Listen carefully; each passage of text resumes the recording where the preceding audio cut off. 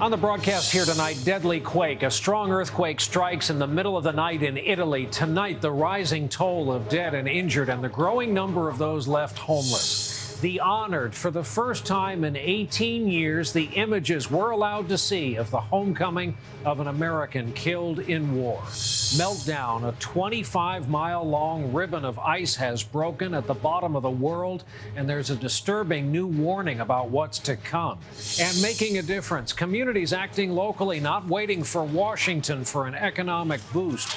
Nightly News begins now. From NBC News World Headquarters in New York, this is NBC Nightly News with Brian Williams. Good evening. It happened in the middle of the night before some of the victims knew what it was. It turns out, the worst and deadliest earthquake in 3 decades to strike in Italy, and it shook the mountainous central region of the country. It claimed a lot of lives, and it crumbled a lot of medieval history in just seconds. As of tonight, it's believed over 150 are dead, over 1,500 injured. More than 50,000 people are feared displaced. It measured a 6.3 and was believed centered near the town of L'Aquila. That's where our own Stephanie Goss begins our reporting tonight. Stephanie, good evening. Good evening, Brian. Well, this quake was the deadliest quake in 30 years, and its epicenter struck a town that knows only too well how much force they can have. This city has been destroyed twice before by earthquakes. It was 3:32 when the quake struck this morning, the tremor lasting just 30 seconds. But in that flash, entire blocks of buildings in L'Aquila, a 13th century fortress town, were leveled. One eyewitness said the quake sounded like a bomb going off. Last night was like the end of the world. The building was rocking. You couldn't walk. This man, dazed, pulled from the rubble after a 3-hour rescue effort, broke down in tears.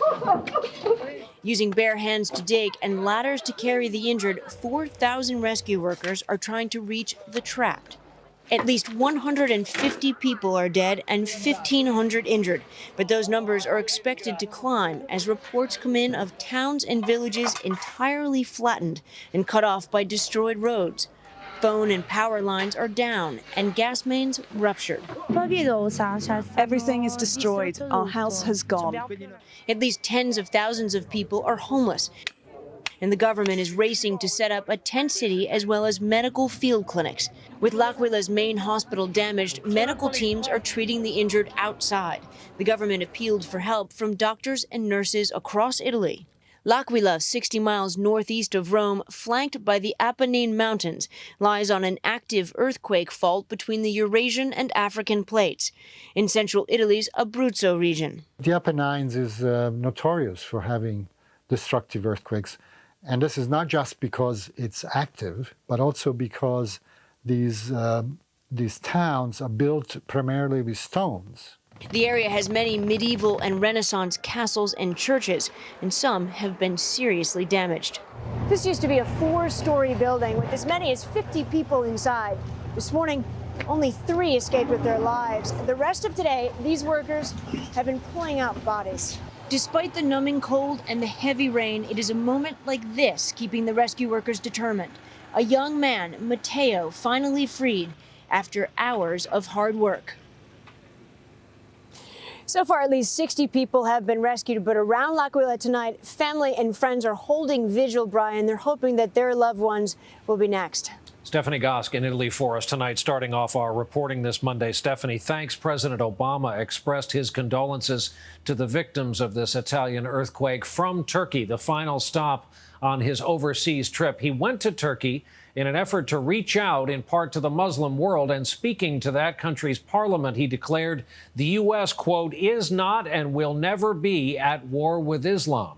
After first visiting the capital city of Ankara, the president is now in Istanbul, and our chief White House correspondent Chuck Todd is traveling with him. Chuck, good evening. Good evening, Brian, from a rainy Istanbul. In what could prove to be one of the shrewder early moves in this young presidency, Mr. Obama is choosing to close his first overseas trip here in Turkey to do 2 things: elevate the country's role in the world, and 2, prove to the Muslim world that he means what he says in his pledge to reach out, and he did it in a very personal way. President Obama today paid tribute to Turkey's modern founding father, pausing to share reflections, saluting Turkish soldiers, all a part of his campaign to win over the hearts and minds of the Muslim world. And he brought it home at the Turkish parliament, a symbol of one of the world's largest Muslim democracies. Some people have asked me if I chose to continue my travels to Ankara and Istanbul to send a message to the world. And my answer is simple. Evet, yes. The president didn't have just one message, but several. There was the elevation of Turkey's place on the world stage. This is not where East and West divide. This is where they come together. Urging Turks to unite against Iran's nuclear ambitions. This part of the world has known enough violence. It has known enough hatred. It does not need a race for an ever more powerful tool of destruction. Pushing for Middle East peace and reminding this Muslim nation of his own Muslim ties. The United States has been enriched by Muslim Americans.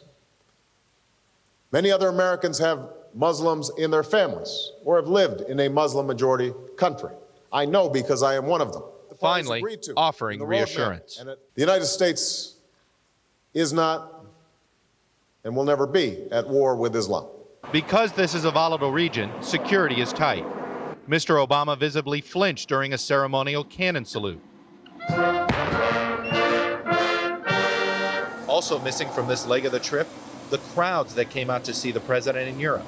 Here in Turkey, it's tougher to take that chance. The president, flying solo now, after wife Michelle flew home as scheduled to start the school week with their two daughters, is overnighting in Istanbul, where tonight he had a private working dinner with key Turkish and Armenian leaders. Now, Brian, speaking of the Armenians, the president sidestepped this controversial issue about whether Turkey should recognize, in a way of calling it genocide, the slaughter of millions of Armenians during the fall of the Ottoman Empire in 1915. Tomorrow, he's going to meet with young college students here, which should be a very interesting meeting. All right, Chuck Todd in Istanbul for us tonight. Chuck, thanks. We have more on the Obama administration tonight and these massive financial bailouts of late. It was revealed this weekend the president's chief economic advisor, Larry Summers, earned nearly $8 million last year working for a hedge fund and giving speeches to financial institutions. And some of that money came from the very banks that have now been bailed out by taxpayers. The story tonight from our senior investigative correspondent, Lisa Myers. The president's economic advisor, Lawrence Summers, has long been considered an economic and intellectual heavyweight. We now know just how highly his advice is valued on Wall Street. Documents made public by the White House reveal that Summers received about $5.2 million last year from a hedge fund, D.E. Shaw, for what was described as a part-time job, offering advice and interacting with traders, clients, and investors. Summers also pulled down $2.7 million in speaking fees from big Wall Street firms, many which have since received bailout money, including more than $200,000 from Goldman Sachs and $99,000 from Citigroup.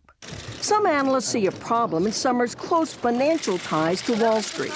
The problem is that you become captured by the Wall Street perspective, by the bank's interests, and you lose the ability to give objective advice to the president. Critics say Summers and the Obama administration have been too willing to prop up big-name Wall Street firms. Everybody's doing a great job representing the bank's interests, but not the taxpayers. Summers also has drawn criticism for comments on AIG bonuses, which he called outrageous, but suggested initially were beyond the administration's reach. The government cannot just abrogate contracts. Still, Summers has a reputation for prickly independence. And while he once helped deregulate Wall Street during the Clinton years, he now is pushing for more regulation of hedge funds and Wall Street banks, which paid him those handsome fees. Today, a White House spokesman said Summers has exactly the blend of business and government experience and the know-how needed to fix this mess, and to be sure it doesn't happen again. Lisa Myers, NBC News, Washington. Defense Secretary Robert Gates is recommending a deep slice into some major U.S. weapons programs. Among them, he would halt production of F-22 fighter jets, which cost $140 million each. He would also scrap plans to build a new fleet of helicopters for the president, as the president himself has suggested. He says he wants to shift priorities from fighting conventional wars to fighting the newer threats posed by insurgents in places like Iraq and Afghanistan. Meantime, for the first time since the first Bush administration, Americans are now able to see for themselves the solemn homecoming for a fallen member of the U.S. military. Air Force Staff Sergeant Philip Myers was killed by a bomb in Afghanistan on Saturday. Our Pentagon correspondent Jim Miklashevsky has our report. Late Sunday night, in a somber military ritual at Dover Air Force Base in Delaware, Staff Sergeant Philip Myers came home from the war. And it's the first time in 18 years the American people are able to see the ceremony. A demolitions expert who had earned a Bronze Star in Iraq, Myers was killed dismantling a roadside bomb in Afghanistan. His return was the first open to cameras since the Pentagon ended its ban against media coverage of these ceremonies. Defense Secretary Robert Gates lifted the ban. The overriding principle is that decisions about media coverage should be made by those most affected, the families. These ceremonies used to be wide open, as when President Reagan honored the 241 Marines killed in the Beirut bombing. That all changed in 1991 at the start of the Gulf War. The first President Bush banned all media coverage at Dover, and it's been upheld ever since. Critics claim the decision was strictly political, over fears that media coverage of mounting American casualties would turn the public against any U.S. war.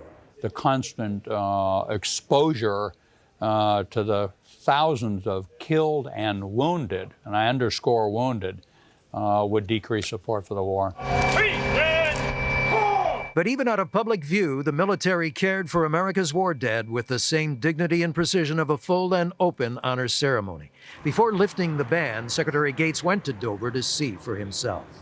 I went to the back of the plane by myself and spent time with each of the transfer cases. I think I'll stop there. Today, the Air Force gave Staff Sergeant Myers a second Bronze Star, another public tribute to one of America's fallen. Jim Miklashevsky, NBC News, the Pentagon. When Nightly News continues on this Monday night, big changes to report tonight on the environmental front, including how the map of the world changed just in these past few days. And later, what happens when a town is in trouble and doesn't want to wait on Washington for money? The solution is making a difference. I'm Bruce Johnson, and I'm an inventor. I was always congested at night, and that meant a bad night of sleep. I tried everything from padded paper clips to straws. Finally, one night I was laying in bed and I thought, outside of the nose, not inside. Inside Breathe Right nasal strips are 2 plastic bands that lift open nasal passages so you breathe better and sleep better. My nasal passages stay open, and I can breathe really quite relaxed. If you have a cold, allergies, deviated septum, or snore, try Breathe Right and you'll notice a difference. To stay in tune with life after 50, I switched to a complete multivitamin with more. Only One A Day Women's 50 Plus Advantage has ginkgo for memory and concentration, plus support for bone and breast health. Just what I need. One A Day Women's. Where's my car? Where's my car? Where are you? Dr. Scholl's massaging gel insoles with 2 different gels for softness and support are outrageously comfortable. Not too far. Are you gelling? Dr. Scholl's. I thought I knew all about high cholesterol. But then my doctor told me something I didn't know. While I was building my life, my high cholesterol was contributing to plaque buildup in my arteries. That's why my doctor prescribed Crestor. People everywhere are learning that plaque buildup is a real reason to lower high cholesterol, and that Crestor can help. Along with diet, Crestor does more than lower bad cholesterol. It raises good. Crestor is also proven to slow the buildup of plaque in arteries. Crestor isn't for everyone, like people with liver disease or women who are nursing, pregnant, or may become pregnant. Simple blood tests will check for liver problems. You should tell your doctor about other medicines you're taking, or if you have muscle pain or weakness, that could be a sign of serious side effects. Like others, while you've been building your life, plaque may have been building in your arteries. Find out more at Crestor.com. Then ask your doctor if it's time for Crestor. If you can't afford your medication, AstraZeneca may be able to help. Friday, Dateline's Unsolved Case Squad premieres. You have to follow the evidence where it takes you. A new team of forensic detectives brings their expertise to an unsolved crime. I want DNA evidence. Join the investigation. Study the evidence. It doesn't get much better than this. Premieres Friday, 10/9 Central on NBC. After a big budget defeat, is the GOP stranded in the political wilderness? Who's running this party? Countdown with Keith Olbermann, tonight on MSNBC. The Obama administration is calling for greater protection of the Earth's polar regions, including limits on tourism. Secretary of State Hillary Clinton made the proposals at a global summit in Washington. Coincidentally, it comes 2 days after a crucial ice bridge collapsed at the South Pole, effectively changing the map of that part of the world. The story from our Chief Environmental Affairs correspondent, Ann Thompson. From polar bears in the north to penguins in the south, thinning ice at the poles means more climate trouble for the planet. In the Arctic Ocean, a government report out today shows ice cover this winter was the 5th smallest on record, and the ice that's there was the thinnest ever. Ice accumulated over the years, the thick stuff marked in red on this map makes up a record low 10% of the ice cover. The orange area is first-year ice, thin ice, the vast majority of this winter's ice cover, and most susceptible to summer melting. It's not a matter of if we're going to have an ice-free ocean in the Arctic during the summertime, but when. Arctic ice acts as a reflector for the Earth, bouncing back heat and energy from the sun into space. Without the ice, the ocean absorbs the heat, raising temperatures that could speed the melt of land ice in Greenland and raise sea levels. At the bottom of the world, the ice bridge at Antarctica's Wilkins ice shelf collapsed over the weekend. Scientists feared the Wilkins, stable for much of the past century, could now break free. Good morning. Today, at an international meeting on polar issues, Secretary of State Hillary Clinton said more must be done to protect these areas. With the collapse of an ice bridge that holds in place the Wilkins ice shelf, we are reminded that global warming has already had enormous effects on our planet, and we have no time to lose in tackling this crisis. It's a crisis that may seem far away, but the poles are like thermostats for the planet, and changes there could affect the weather everywhere people live. The science is telling us that we are actually in a much worse situation than we would think we would otherwise be. A situation made worse by man-made global warming that now needs a man-made solution. Ann Thompson, NBC News, New York. And when we continue along the way this Monday night, if there are big names on the mound both before and during the game, then it must be opening day.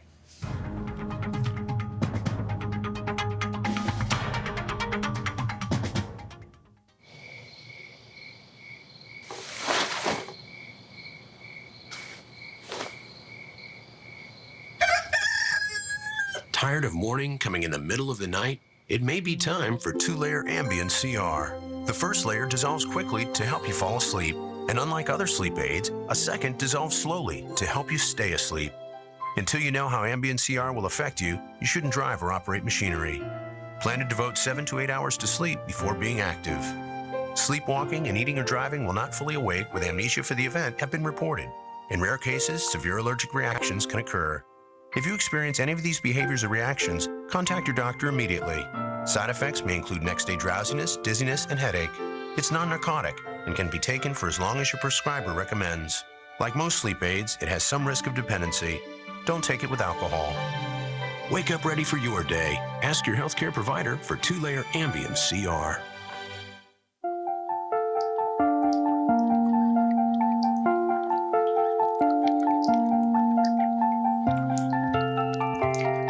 Cheerios works naturally to help lower cholesterol. Let it help lower yours. Bicycle, I've missed you. Gathering dust as flowers bloom and pollen floats through the air, while I, sneezing, itching eyes, looked for safer havens in the air conditioning. But now with the strength of 24-hour Zyrtec to relieve my worst allergy symptoms, indoors and outdoors, I'll wipe off the dust that gathered these long months. Use Zyrtec, which starts working 2 hours faster than Claritin. And promise not to wait as long to go for our ride. Because with Zyrtec, I can love the air. This Easter, let your imagination take you away. Once upon a time. Travel back in time. journey to space, and do it all before bedtime. Bedtime Stories, rated PG. A great Easter gift on Blu-ray DVD combo pack today. Hi, I just switched jobs and I want to roll over my old 401k into a Fidelity IRA. Okay, no problem. It's easy to get started. I can help you with the paperwork. This green line just appeared on my floor. That's your guidance from Fidelity. It's the route to your financial goals. Could you hold on a second? Whatever your destination, Fidelity has the people, guidance, and investments to help you find your way. Now, this is going to be helpful. Contact us today. Fidelity Investments. Turn here. The families of the 13 victims of that shooting spree in upstate New York have started burying their loved ones. Memorial services took place yesterday and today in Binghamton. The gunman, Jiverly Wong, killed immigrants from 8 different countries on Friday before taking his own life. His sister said on the Today Show this morning his family had no idea he was close to snapping. She said he was depressed about job loss and his limited ability to speak English. And we have something, thankfully, of a positive milestone to report tonight. U.S. highway deaths fell last year to their lowest level in nearly 50 years. Preliminary figures show just over 37,000 people died in motor vehicle accidents. That figure's an improvement. The theory here is the recession and $4 a gallon gasoline had people driving less in that period. The annual report on the quality of airline service in this country is out tonight.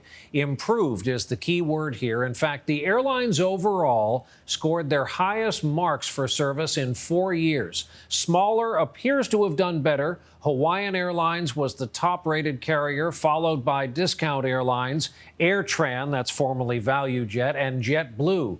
Northwest was 4th, the only big traditional so-called legacy carrier, now part of Delta, to place it near the top of the list. The first day of baseball season has arrived, and that means ceremonial first pitches thrown by people who are, shall we say, beyond their prime playing years. Among the hurlers taking the mound today, the vice president threw out the first pitch in Baltimore as the Orioles hosted the New York Yankees this afternoon. And former President George W. Bush did the honors in Arlington, Texas, where the team he used to run, the Rangers, took on the Cleveland Indians. He threw what was described as a high strike. We'll be back in just a moment with communities pitching in to help each other in hard times. Tonight's Making a Difference report.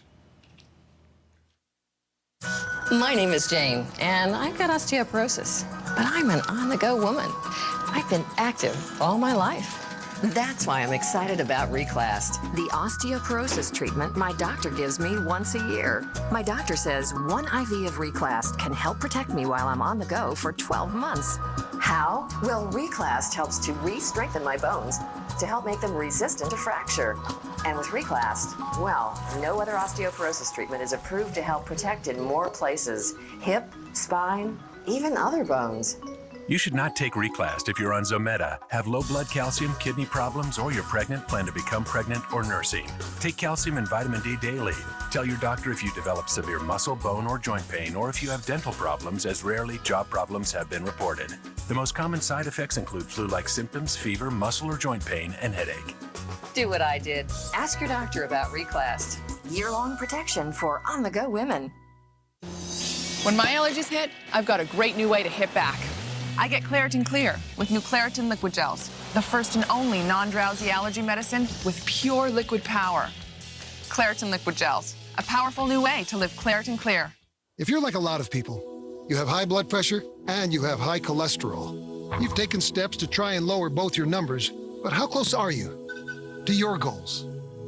There may be more you can do. Only Catawet combines 2 proven medicines in a single pill to significantly lower high blood pressure and high cholesterol. In a clinical study of patients with slightly elevated blood pressure and cholesterol, Catawet helped 48% reach both goals in just 4 weeks. Catawet is one of many treatment options, in addition to diet and exercise, that you can discuss with your doctor. Catawet is not for everyone. It's not for people with liver problems and women who are nursing, pregnant, or may become pregnant. To check for liver problems, you need simple blood tests. Tell your doctor about any heart problems and all other medications you are taking, or if you experience muscle pain or weakness, as they may be a sign of a rare but serious side effect. How close are you to where you want to be? Ask your doctor if Catawet can help you go for both your goals. Anxious about quitting cold turkey? Make that first step easier with the Nicoderm CQ patch. Nicoderm steps you down from nicotine gradually, doubling your chance for success. Nicoderm CQ, 3 steps, 10 weeks, and you're free. Next on your one source for local news at 7. Developing right now, a brush fire forces families to evacuate their homes in southwest Miami-Dade. From hot to cold, details on tonight's drastic temperature change. From Iraq to the mound at Dolphin Stadium, the heartwarming start to opening day. And the custody battle that literally ruffled feathers in a courtroom. Those stories coming up next year at 7 o'clock. Making a Difference. Brought to you by Nicoderm CQ. We're asking folks to keep sending us, keep posting on our website the stories you encounter of good news, acts of kindness for others in this bad economy.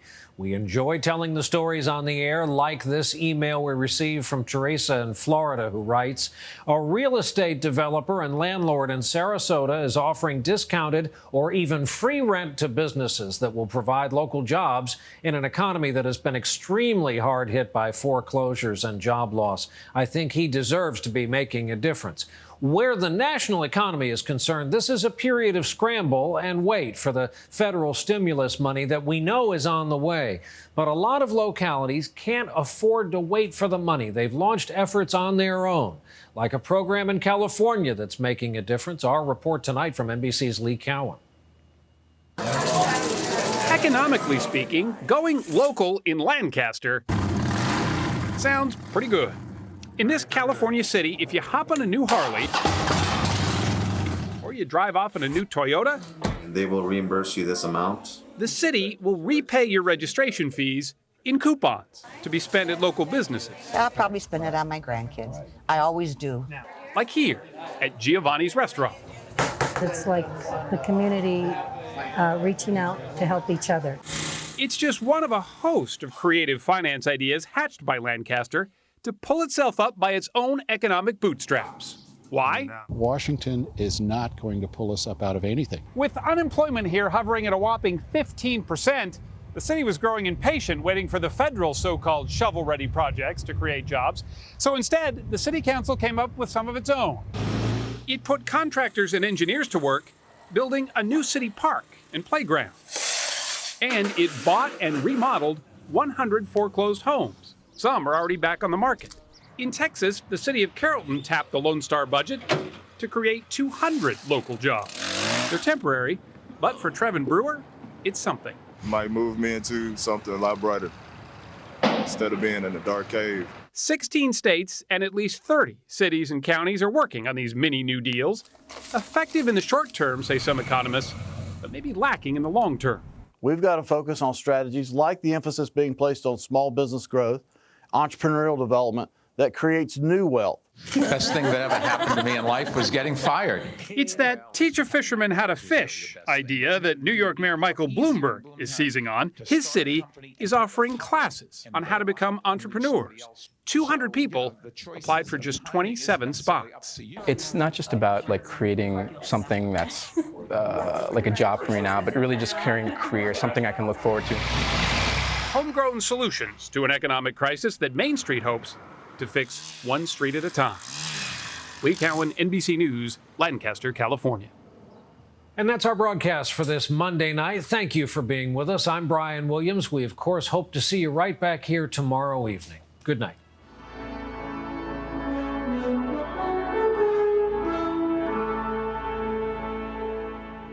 Tomorrow, a brutal attack by a pet chimpanzee almost killed her. Now, the exclusive story of her miraculous survival on Today on NBC.